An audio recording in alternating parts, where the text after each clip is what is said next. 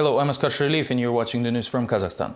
Mukhtar Jakishev is sentenced to 14 years in a maximum security colony with the disqualification to hold any state positions. His bodyguard Talgat Kostaubayev is sentenced to 5 years of imprisonment and stripped of his military ranks. The verdict was announced by the judge of the Sararka District Court of Astana after the closed trial over the Kazatomprom case. Previously, the court rejected the petition of the defendants and their attorneys for an open sentencing. A few dozen people came to the court to support Jakishev, including family, community and public figures. The court has also issued an intermediate judgment to Jakishev's attorney Nurlan Beysikeyev, accusing him of disrupting court proceedings and protracting the process. To the other news, 23 people died in the flooding of the village Kızılagaş after a dam broke in Almaty region. The water has also destroyed a bridge on the highway Almaty-Ust-Kamenogorsk. According to Emergency Ministry, more than 3,000 people were evacuated from the area. 23 people were killed as a result of Kızılagaş Reservoir dam break in Almaty region. On March 11th, due to heavy rains and sharp temperature rise, the dam could no longer hold the rising water. More than 300 houses were destroyed and 3,000 people evacuated from the area. The regional emergency department seems to have little control over the situation at the moment. I left 2 hours ago, so address your questions to the press services. They might have more information on the situation. President Nursultan Nazarbayev expressed his condolences to the families of the dead and ordered to provide assistance to the victims of the disaster. A special commission will be set up to conduct necessary investigation of the emergency upon my order. The Prime Minister will visit the disaster area. If there are dead, I express my condolences to their families and order to help them financially. Residents of Kızılagaş village said that officials and rescuers did not inform them about the possible emergency. After the dam break, 20 people reached the regional hospital in Taldykorgan with their children and injured on their own. We fled Kızılagaş on our own. People told us to run away as soon as possible, and so we did. Now we have no place to go. We and our children were told that the dam broke. This is why we left the village, but all of our cattle died. Several units of the Regional Emergency Department, as well as specialists of the Medical Disaster Center and the police, are involved in the elimination of the flood aftermath. The exact number of victims and missing people is still being clarified. Prime Minister Karim Masimov urgently went to the disaster area in the Karatal district of the Almaty region. The cabinet head will personally oversee the situation, reported representatives of the Emergency Ministry during a special briefing. At the moment, mobile headquarters operate at the emergency site, employing 115 units of equipment and 548 personnel of the Emergency, Internal Affairs and Defense Ministries. According to rescuers, almost a quarter of all houses were flooded and 840 people are injured. The rescuers are still clarifying the exact number of dead. The majority of local residents have been evacuated to a school in Zhilbulak village, where they were given food. Elderly and children are being transported to other towns, including Taldykorgan, where they will be placed with their relatives. Emergency Ministry representatives say the victims themselves are partly to blame for the tragedy. People in the potential danger zone have been notified, but they were too slow to react and waited until the last moment. Taldykorgan City Administration and Almaty Regional Emergency Department did implement the evacuation plan, and the population was warned about the inevitable break of the dam.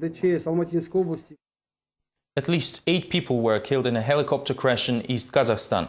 The medium twin-turbine transport helicopter HIP was traveling to the Urjar district to take part in rescue operations, but soon disappeared from ground radars. Only on Friday evening, the craft's fragments were found near the village of Makanchi.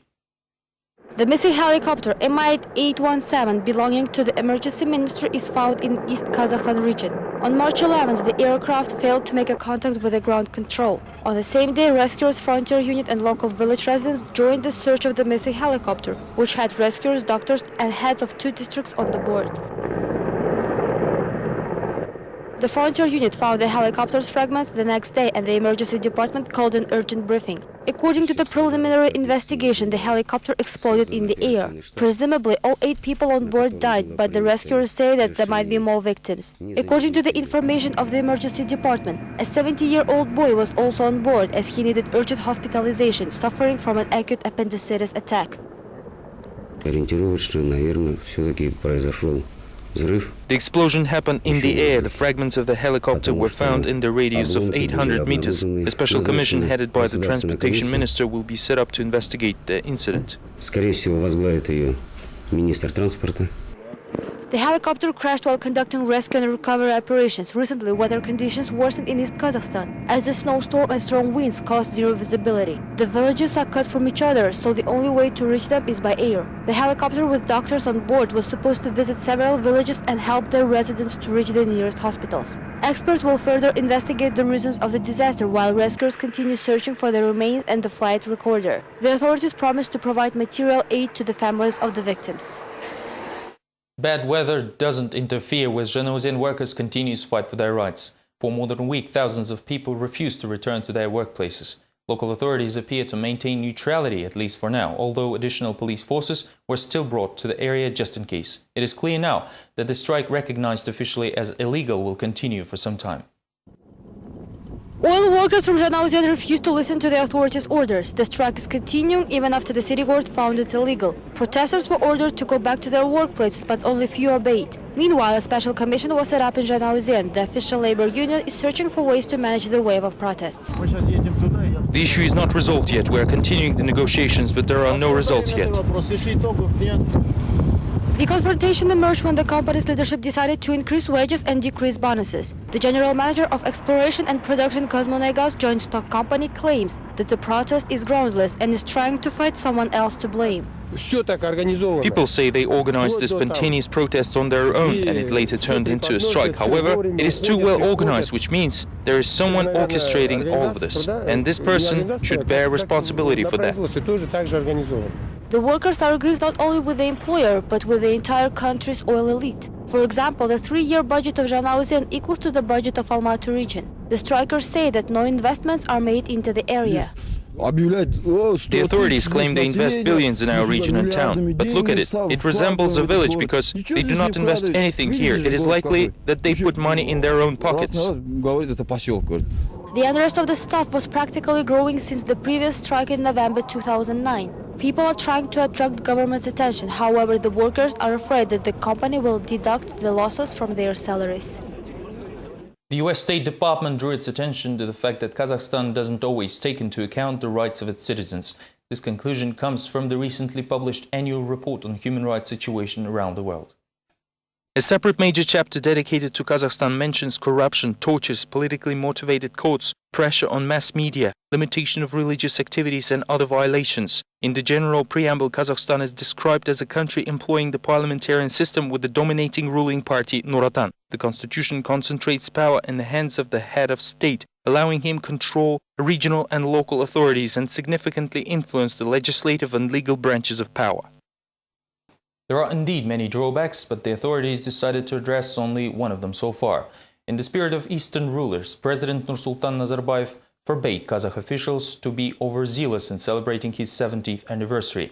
The upcoming celebration was mentioned during a government meeting by the head of the president's administration, Aslan Musin, who was then immediately rebuffed. One of the people from the president's circle suggested holding major celebrations of this year's 20-year anniversary of Kazakhstan's independence, capital's birthday, as well as another important event, the 70th birthday of Nursultan Nazarbayev. The head of the president's administration immediately called upon ministers and regional governors to mobilize all of their available forces to do so. However, as soon as the suggestion was made, the head of state himself interrupted the speaker. What are you talking about? Where did you pull this text from? I'll tell you what, there will be no anniversary. I'll fire anyone who decides to surprise me with 70 dits for the 70th anniversary. There should be no preparations or anything. There will be only anniversaries of the capital and independence. Go get ready for that.